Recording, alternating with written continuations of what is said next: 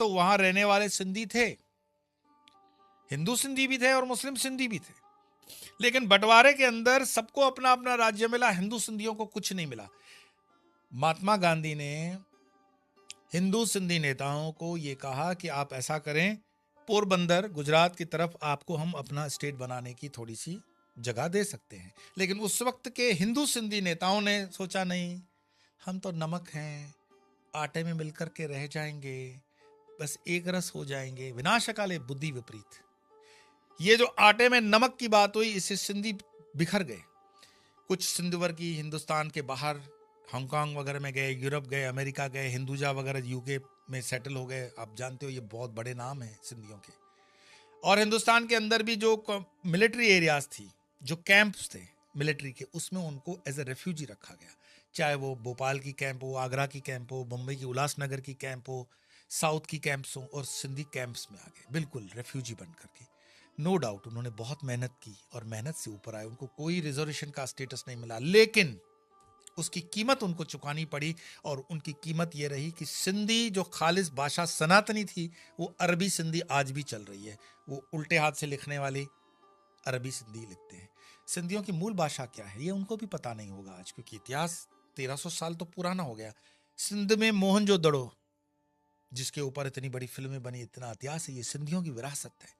लेकिन सिंधियों को खुद की विरासत पता नहीं। आप बोलेंगे आप कैसी बातें कर रहे हो? बिल्कुल, आप किसी भी सिंधी के शादी में चले जाओ, उन सिंधी के शादियों में जो आप लाडे जिसको वो कहते हैं, शादियों के गीत, वो पता है आपको आज भी हिंदू सिंधी क्या गाता है? एक सोन जो रुपयो अल्लाह रे अल्लाह। आज भी उनके डीएनए से अल्लाह नहीं निकला है।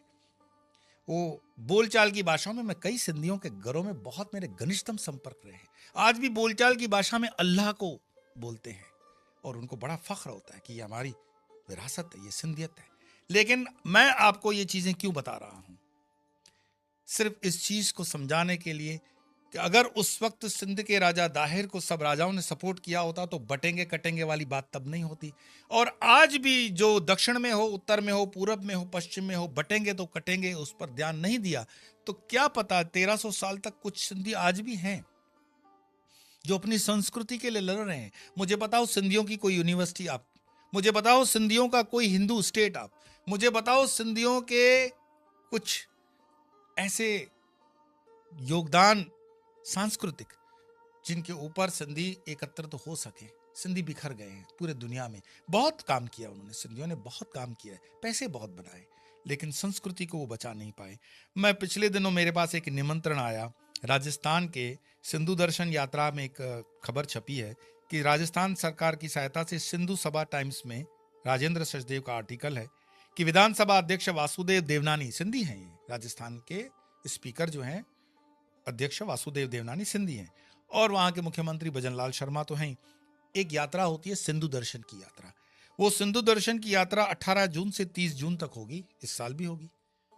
लेकिन बस थोड़े दिन सिंध को बहते हुए, सिंधु नदी को बहते हुए देख लो, हिंदुस्तान से, लद्दाख से। उन्होंने कभी नहीं सोचा कि इजरायलियों की तरह, यहूदियों की तरह हमें हमारा सिंध वापस लेना है। पाकिस्तान का वो सिंध भी पंजाबियों के पैरों तले रहता है। पाकिस्तान का मुस्लिम सिंधी भी खुश नहीं है। और राज की बात बताता हूं, जब मैं दुबई में था तो हमारे साथ काम करने वाले जो मजदूर वर्ग पाकिस्तान के सिंधी हुआ करते थे, वो बताते थे कि पाकिस्तान में सिंधियों पर क्या जुल्म होता है। पाकिस्तान के अंदर जो पंजाबी मुसलमान है वो सिंधी मुसलमानों को तो गिनता ही नहीं है। और वो जो JSQM मूवमेंट है, उस मूवमेंट को एक गैर कानूनी मूवमेंट करार दिया गया है। अगर ये मूवमेंट ठीक समय पे होती तो पाकिस्तान से सिंध अपने वजूद के लिए जो लड़ रहा है वो अलग देश होता, और हो सकता है शायद उसमें हिंदू सिंधियों के लिए कोई जगह होती। हिंदू सिंधियों में वैसे देखें तो बड़े बड़े नाम हैं, LK आडवाणी जी हैं, रहेजा हैं, हीरानंदानी हैं, राम जेठमलानी हैं, लेकिन ठीक ये नाम है। सिंधियों का कोई स्टेट नहीं है, सिंधियों की कोई विशेष इस देश में कॉन्स्टिट्यूशन में भाषा है, लेकिन वही अरबी, वैसे इसकी देवनागरी मूल भाषा बनती है। लेकिन इस पर भी उनका विवाद है कि कौन सी भाषा को माना जाए। भारत के अंदर 30 लाख हिंदू सिंधी बसते हैं और पाकिस्तान में यह संख्या 40 लाख हो सकती है। सिंधियों में जैसे आमिल हैं, भाईबंद हैं, साहिती हैं, लोहाना हैं। ये कल्चरल सेटबैक इतना हुआ कि सिंधी बिखर गए, पूरी तरह से बिखर गए। मैं जब इसको पढ़ रहा था तब आज के जो बांग्लादेश में हो रहा है और बांग्लादेश का हिंदू जिस आइडेंटिटी के लिए, पहचान के लिए लड़ रहा है, उतनी ही जिद्दोजहद के साथ अगर सिंधी 1947 में लड़कर के अपना छोटा सा भी स्टेट, थर पार कर, जो एरिया पाकिस्तान का है और राजस्थान का बॉर्डर, ये थर पार कर स्टेट सिंधु स्टेट बन सकता था हिंदुओं के लिए, उन्होंने नहीं लिया। सिंधी क्योंकि आर्मी में भी बहुत कम होते हैं, डिफेंस फोर्सेस में सिंधी कम होते हैं, एक आध नाम हमारे पास ज़रूर आता है, लेकिन वो गिना चुना नाम है।